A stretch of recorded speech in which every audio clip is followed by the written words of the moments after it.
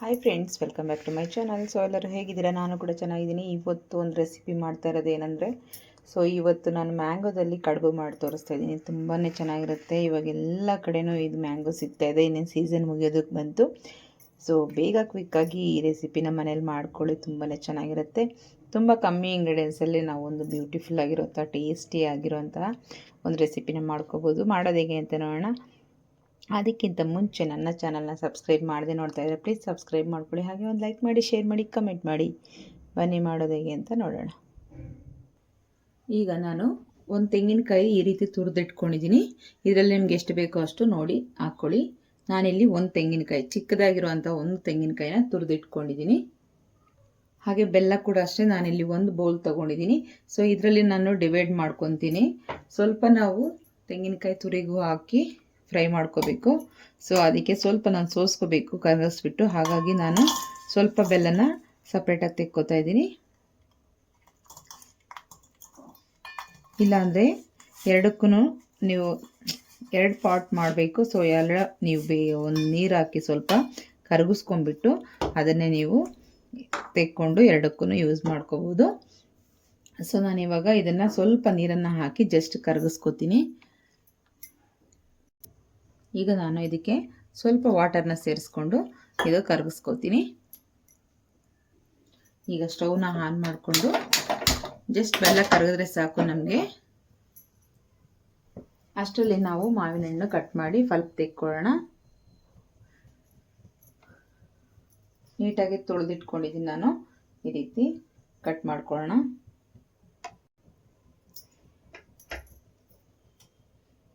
ಈ ರೀತಿ ಎಲ್ಲ ತೆಗೆದು ನೀಟಾಗಿ ಕಟ್ ಮಾಡಿಕೊಂಡು ನಾವು ಇದನ್ನು ನೋಡಿ ಈ ರೀತಿ ಎಲ್ಲ ತೆಕ್ಕೊಂಬಿಡ್ಬೇಕು. ಇದನ್ನು ಒಂದು ಸ್ಪೂನಲ್ಲೋ ಏನರಲ್ಲಾದ್ರೂ ತೆಕ್ಕೊಂಬಿಟ್ರೆ ನೀಟಾಗಿ ಬಂದ್ಬಿಡುತ್ತೆ. ಈ ಥರ ಇದನ್ನು ನಾವು ಮಿಕ್ಸಿ ಮಾಡ್ಕೋಬೇಕಾಗತ್ತೆ. ಎಲ್ಲದನ್ನು ಹೀಗೆ ತೆಕ್ಕೊಳ್ಳೋಣ. ಈಗ ನೋಡಿ ಎಲ್ಲ ಪಲ್ಪ್ ತೆಕ್ಕೊಂಡು ಇಟ್ಕೊಂಡಿದ್ದೀನಿ. ಈಗ ಮಿಕ್ಸಿಗೆ ಸೇರಿಸ್ಕೊಳ್ಳೋಣ ಇದನ್ನು.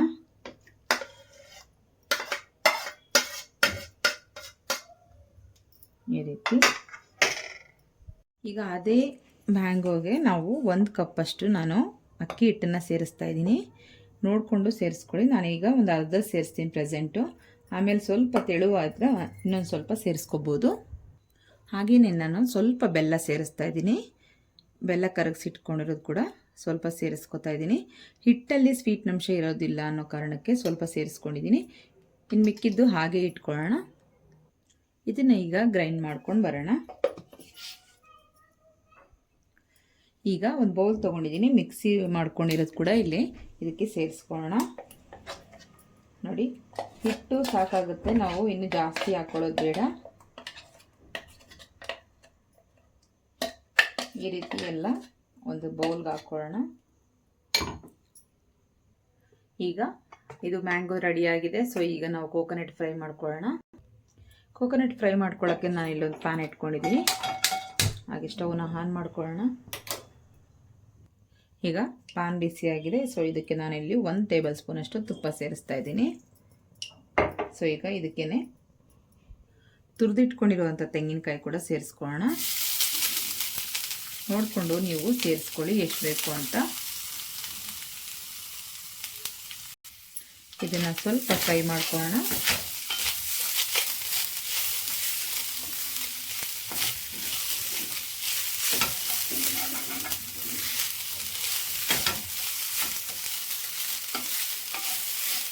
ಈಗ ಇದಕ್ಕೆ ನಾವು ಸ್ವಲ್ಪ ಒಂದು 2 ನಿಮಿಷ ಫ್ರೈ ಆಗಿದ ತಕ್ಷಣ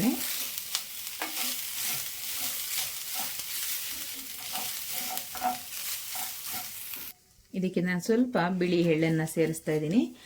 ಆಪ್ಷನಲಲ್ಲಿ ನೀವು ಬೇಕಾದರೆ ಸೇರಿಸ್ಕೋಬೋದು, ಬೇಡ ಅಂದರೆ ಏನಾದರೂ ಡ್ರೈ ಫ್ರೂಟ್ಸ್ ಕೂಡ ಸೇರಿಸ್ಕೋಬೋದು, ಇಲ್ಲ ಅಂದರೆ ಬರೀ ತೆಂಗಿನಕಾಯಿ ಕೂಡ ಹಾಕ್ಕೋಬೋದು.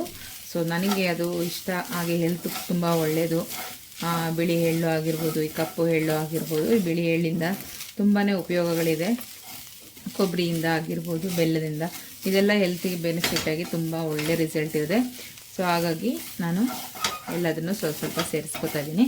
ಅದರಲ್ಲೂ ಮಕ್ಕಳು ಮನೆಯಲ್ಲಿ ದೊಡ್ಡವರೆಲ್ಲ ಇರ್ತೀವಲ್ಲ, ಸೊ ಎಲ್ಲರಿಗೂ ಅದು ಹೆಲ್ತ್ಗೆ ತುಂಬಾ ಒಳ್ಳೆಯದು. ಹಾಗಾಗಿ ನಾನು ಎರಡನ್ನೂ ಕೂಡ ಸೇರಿಸ್ಕೊಂಡಿದ್ದೀನಿ. ಈಗ ಇದಕ್ಕೆ ಬೆಲ್ಲ ಸೋಸ್ಕೊಂಡ್ಬಿಡೋಣ. ಈಗ ನಾನು ಇದಕ್ಕೆ ಬೆಲ್ಲ ಸೋಸ್ತಾ ಇದ್ದೀನಿ. ತುಂಬ ಹೊತ್ತಾಗಿದ್ದಕ್ಕೆ ಸ್ವಲ್ಪ ಗಟ್ಟಿಯಾಗಿ ಹೋಗಿದೆ.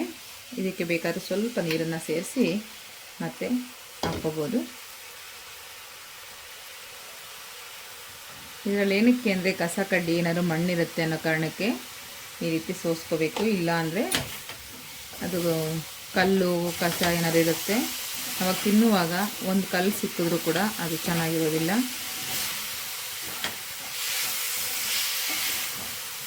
ಸೊ ಈ ರೀತಿ ಲೋ ಫ್ಲೇಮಲ್ಲಿ ಇಟ್ಟು ಸ್ವಲ್ಪ ಚೆನ್ನಾಗಿ ಫ್ರೈ ಮಾಡ್ಕೊಳ್ಳೋಣ. ಈಗ ಸ್ವಲ್ಪ ಚೆನ್ನಾಗಿ 1-2 ನಿಮಿಷ ಕುದಿಸ್ಕೊಳ್ಳೋಣ. ಸ್ವಲ್ಪ ಗಟ್ಟಿಯಾಗುತ್ತೆ. ಹಾಗೆ ಸ್ವಲ್ಪ ಏಲಕ್ಕಿ ಪೌಡರ್ನ ಸೇರಿಸ್ತಾ ಇದ್ದೀನಿ, 1-2 ಏಲಕ್ಕಿ.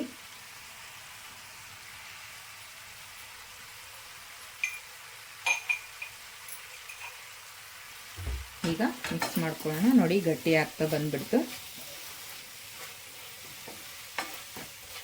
ಹಬ್ಬಗಳಿಗೆ ಏನಾದರೂ ಇವಾಗ ಗಣೇಶ ಹಬ್ಬಗಳು, ಗೌರಿ ಹಬ್ಬ, ಹಾಗೆ ವರಲಕ್ಷ್ಮಿ ಹಬ್ಬ ಇವೆಲ್ಲ ಬರುತ್ತೆ ಇನ್ನು. ಸೊ ಇನ್ಮೇಲೆ ಹಬ್ಬಗಳ ಮೇಲೆ ಹಬ್ಬಗಳು ಬರ್ತಾ ಇರುತ್ತೆ. ಆಷಾಢ ಮುಗೀತು ಅಂದ ತಕ್ಷಣ ಸೊ ಫೆಸ್ಟಿವಲ್ಗೆ ಯಾರಾದರೂ ಬಂದಾಗ ಈ ರೀತಿ ಮಾಡ್ಕೊಳ್ಳಿ, ತುಂಬಾ ಚೆನ್ನಾಗಿರುತ್ತೆ. ಒಂದು ಡಿಫ್ರೆಂಟಾಗಿರುತ್ತೆ. ಮನೇಲಿ ಏನೋ ಒಂದು ಸ್ಪೆಷಲಾಗಿ ಮಾಡಿದ್ದೀವಿ ಅಂತ ಹೇಳಿ. ನೋಡಿ ಇದು ಗಟ್ಟಿ ಆಗ್ತಾ ಬಂತು. ಇನ್ನೊಂದು ನಿಮಿಷ ಆಫ್ ಮಾಡ್ಕೊಂಬಿಡೋಣ. ಇಷ್ಟಾದರೆ ಸಾಕು. ಈಗ ಇದನ್ನು ಸ್ಟವ್ನ ಆಫ್ ಮಾಡಿಕೊಂಡು ತೆಕ್ಕೊಂಬಿಡೋಣ. ಇಲ್ಲಾಂದರೆ ತುಂಬ ಗಟ್ಟಿ ಆಗಿರುತ್ತೆ. ತುಂಬ ಹೊತ್ತು ಹಾಗೆ ಬಿಟ್ಟರೆ ಬೆಲ್ಲ ಹಾಕಿರ್ತೀವಲ್ಲ, ತುಂಬ ಗಟ್ಟಿ ಆಗಿಬಿಡುತ್ತೆ. ಸೊ ಇಷ್ಟಾದರೆ ಸಾಕಾಗುತ್ತೆ. ಇಲ್ಲಿ ನಾನು ಒಂದು ಪ್ಲೇಟಲ್ಲಿ ಹಾಕ್ಕೊಂಡಿದ್ದೀನಿ, ಸ್ವಲ್ಪ ತಣ್ಣಗಾಗಲಿ. ಇಲ್ಲಿ ನಾನು ಬಾಳೆ ಎಲೆ ತರಿಸಿದ್ದೆ ಶಾಪಿಂದ. ನೋಡಿ ಯಾವ ರೀತಿ ಬಂದಿದೆ ಅಂತ ಹೇಳಿ. ಸೊ ಇದನ್ನು ನೀಟಾಗಿ ವಾಶ್ ಮಾಡ್ಕೊಂಬಿಟ್ಟು ನಾವು ಕಟ್ ಮಾಡ್ಕೊಳ್ಳೋಣ. ಈಗ ಇದನ್ನು ಚಿಕ್ಕ ಚಿಕ್ಕದಾಗಿ ಪೀಸಸ್ ಆಗಿ ಮಾಡ್ಕೊಳ್ಳೋಣ. ಆಲ್ರೆಡಿ ಎಲ್ಲ ಕಟ್ ಆಗಿದೆ ಸ್ವಲ್ಪ. ಸೊ ಇನ್ನೇನು ಮಾಡೋಕ್ಕಾಗಲ್ಲ, ಎಲ್ಲೆಲ್ಲಿ ಕಟ್ ಆಗಿದೆಯೋ ಅದನ್ನು ಹಾಗೆ ಬ್ಯಾಲೆನ್ಸ್ ಮಾಡಿಕೊಂಡು ಕಟ್ ಮಾಡ್ಕೊಂಡು ತೆಕ್ಕೊಳ್ಳೋಣ.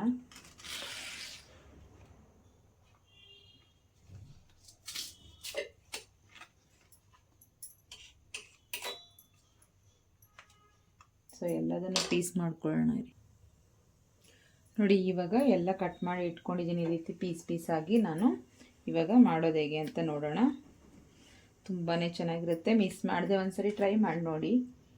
ಇವಾಗ ನಾವು ಇಲ್ಲ ಆಲ್ರೆಡಿ ಮ್ಯಾಂಗೋನ ರೆಡಿ ಮಾಡಿ ಇಟ್ಕೊಂಡಿದ್ದೀವಲ್ಲ, ಒಂದ್ಸರಿ ಚೆನ್ನಾಗಿ ಮಿಕ್ಸ್ ಮಾಡ್ಕೊಳ್ಳೋಣ.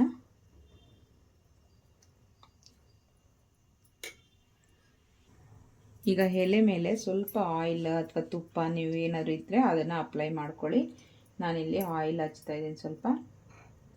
ಈಗ ನೋಡಿ ಈ ರೀತಿ ತೊಗೊಂಬಿಟ್ಟು ಸ್ವಲ್ಪ ದೋಸೆ ಥರ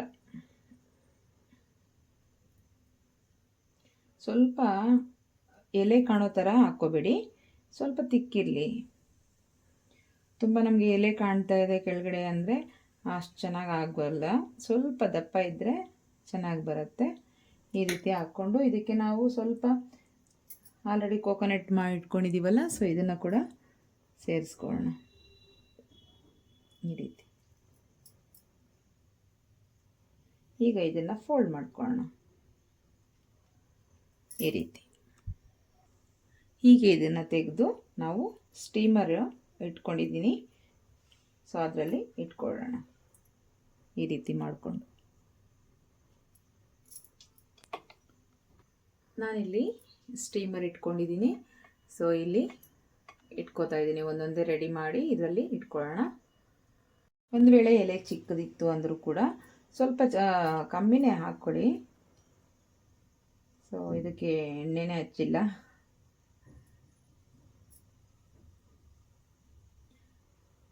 ಜಾಸ್ತಿ ದೊಡ್ಡದಿರೋದಕ್ಕೆ ಸ್ವಲ್ಪ ಜಾಸ್ತಿ ಹಾಕ್ಕೋಬೋದು. ಇದು ಕಮ್ಮಿ ಇದೆಯಲ್ಲ, ಹಾಗಾಗಿ ಸ್ವಲ್ಪ ಕಮ್ಮಿನೇ ಹಾಕ್ಕೊಳ್ಳೋಣ. ಚಿಕ್ಕ ಎಲೆಗಳಿರುತ್ತೆ ಕೆಲವೊಂದು, ಕಟ್ ಮಾಡುವಾಗ ನಮಗೆ ಸರಿಯಾಗಿ ಸಿಗೋದಿಲ್ಲ. ಈ ರೀತಿ ಇದು ನೀವು ಓಪನ್ ಮಾಡಿದ್ರೂ ಏನಿದಾಗಲ್ಲ, ಸರಿಯಾಗೇ ಇರುತ್ತೆ. ಈ ರೀತಿ ಒಂದೊಂದೇ ಮಾಡಿ ಇಟ್ಕೊಳ್ಳೋಣ. ಹೀಗೆಲ್ಲ ಈ ರೀತಿ ಮಾಡಿಬಿಟ್ಟು ಇಟ್ಟಿದ್ದೀನಿ. ಈಗ ಇದನ್ನು ಕ್ಲೋಸ್ ಮಾಡೋಣ. ಹಾಗಾಗಿ ಒಂದ್ಸರಿ ಚೆಕ್ ಮಾಡ್ಕೊಳ್ಳಿ, ರೆಡಿಯಾಗಿದ್ದರೆ ತೆಕ್ಕೊಳ್ಳಿ. ಒಂದು 10-15 ನಿಮಿಷ ಆದರೆ ಸಾಕಾಗುತ್ತೆ. ನೋಡಿ, ಒಂದು 15 ನಿಮಿಷ 20 ನಿಮಿಷ ಆಗಿದೆ. ಸೊ ಈ ಥರ ಆಗಿದೆ. ಈಗ ಸ್ಟವ್ನ ಆಫ್ ಮಾಡ್ಕೊಂಡ್ಬಿಟ್ಟು ಹಾಗೇ ಲಿಡ್ ಕ್ಲೋಸ್ ಮಾಡಿ ಬಿಟ್ಬಿಡೋಣ. ಒಂದು 5 ನಿಮಿಷ ತಣ್ಣಗಾಗಲಿ. ಸೊ ಎಲ್ಲ ರೆಡಿಯಾಗಿದೆ. ಈಗ ಓಪನ್ ಮಾಡಿ ನೋಡೋಣ ಹೇಗಾಗಿದೆ ಅಂತ ಹೇಳಿ. ನೋಡಿ, ಈಗ ಒಂದೊಂದೇ ಓಪನ್ ಮಾಡಿ ನೋಡೋಣ ನಾವು ಯಾವ ಥರ ಆಗಿದೆ ಅಂತ. ನೋಡಿ ಎಷ್ಟು ಚೆನ್ನಾಗಾಗಿದೆ ಅಂತ ಹೇಳಿ. ನೀವು ಇನ್ನು ತುಪ್ಪ ಏನಾದರೂ ಹಾಕ್ಕೊಂಡ್ರೂ ತುಂಬ ಚೆನ್ನಾಗಿರುತ್ತೆ. ನೀಟಾಗಿ ಬೆಂದಿರುತ್ತೆ. ನೀವು ಈ ಪ್ಲೇಸಲ್ಲಿ ರವೆ ಕೂಡ ಹಾಕಿ ಸೇರಿಸ್ಕೋಬೋದು. ಅಕ್ಕಿ ಹಿಟ್ಟಲ್ಲಿ ಹಾಕಿ ಮಾಡಿಕೊಂಡ್ರೆ ತುಂಬ ಚೆನ್ನಾಗಿ ಬರುತ್ತೆ.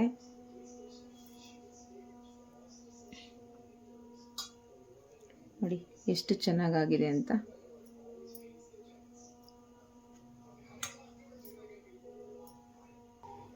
ಈಗ ನೋಡಿ ಎಷ್ಟು ಚೆನ್ನಾಗಾಗಿದೆ ಅಂತ. ಮಾವಿನ ಹಣ್ಣು ಕಡುಬು ರೆಡಿಯಾಗಿದೆ. ಸೊ ನಾವು ಈಗ ಇದ್ರ ಮೇಲೆ ಸ್ವಲ್ಪ ನಾವು ಕೋಕೋನಟ್ ಕೂಡ ಹಾಕ್ಕೊಂಡು, ನಾವು ತಿನ್ನುವಾಗ ಸ್ವಲ್ಪ ಕೋಕೋನಟ್ನ ಹಾಕ್ಕೊಂಡು ಅದು ಸ್ವಲ್ಪ ತುಪ್ಪನ ನಾವು ಸೇರಿಸ್ಕೊಂಡು ತಿನ್ನೋದ್ರಿಂದ ತುಂಬಾ ಚೆನ್ನಾಗಿರುತ್ತೆ. ಎಷ್ಟು ಚೆನ್ನಾಗಿರುತ್ತೆ ಅಂದರೆ ಅಷ್ಟು ಚೆನ್ನಾಗಿರುತ್ತೆ. ಒಂದು ಸರಿ ಟ್ರೈ ಮಾಡಿ ನೋಡಿ. ಈಗ ನಾನು ಇದರಲ್ಲಿ ಸ್ವಲ್ಪ ತುಪ್ಪನ ಸೇರಿಸ್ತಾ ಇದ್ದೀನಿ. ನೀವು ತಿನ್ನುವಾಗ ಸೇರಿಸ್ಕೊಂಡು ತಿನ್ನಿ, ತುಂಬಾ ಚೆನ್ನಾಗಿರುತ್ತೆ. ಹಾಗೆ ಈಗ ಟೇಸ್ಟ್ ಮಾಡಿ ಕೂಡ ನೋಡೋಣ. ತುಪ್ಪ ಸ್ವಲ್ಪ ಕೊಬ್ಬರಿ ಎಲ್ಲ ಹಾಕ್ಕೊಂಡಿದ್ದೀವಿ. ಆಲ್ರೆಡಿ ಒಳಗಡೆ ಕೂಡ ಇರುತ್ತೆ ತುಪ್ಪ ಕೊಬ್ಬರಿ ಎಲ್ಲ. ಹಾಗೆ ನಾನೇ ಕೂಡ ಮನೆಯಲ್ಲಿ ಇವಾಗ ಮಾಡಿದ್ದೀನಲ್ಲ, ನಿಮ್ಮ ಜೊತೆಲಿ ಟೇಸ್ಟ್ ಮಾಡಿ ನೋಡೋಣ ಎಷ್ಟು ಚೆನ್ನಾಗಿರುತ್ತೆ ಅಂತ ಗೊತ್ತಾಗುತ್ತೆ.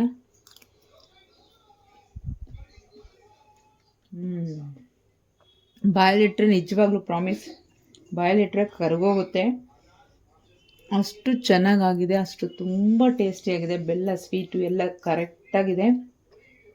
ಆ ತುಪ್ಪ ಹಾಕ್ಕೊಂಡು ತಿಂದು ನೋಡಿ, ನಿಜವಾಗ್ಲೂ ಅಮೃತ ಥರ ಇರುತ್ತೆ. ತುಪ್ಪ ಹಾಕ್ಕೊಂಡು ತಿಂದು ನೋಡಿ. ತುಪ್ಪನ ಮಾತ್ರ ಮಿಸ್ ಮಾಡ್ಕೋಬೇಡಿ, ಸಖತ್ತಾಗಿದೆ. ಸೊ ಈ ವಿಡಿಯೋ ನಿಮಗೆಲ್ಲರಿಗೂ ಇಷ್ಟ ಆಗಿದೆ ಅನ್ಕೊತೀನಿ. Thank you for watching. ಮತ್ತೆ ಸಿಗೋಣ ನೆಕ್ಸ್ಟ್ ವಿಡಿಯೋದಲ್ಲಿ. ಅಲ್ಲಿವರೆಗೂ ಟೇಕ್ ಕೇರ್, ಬಾಯ್ ಬಾಯ್.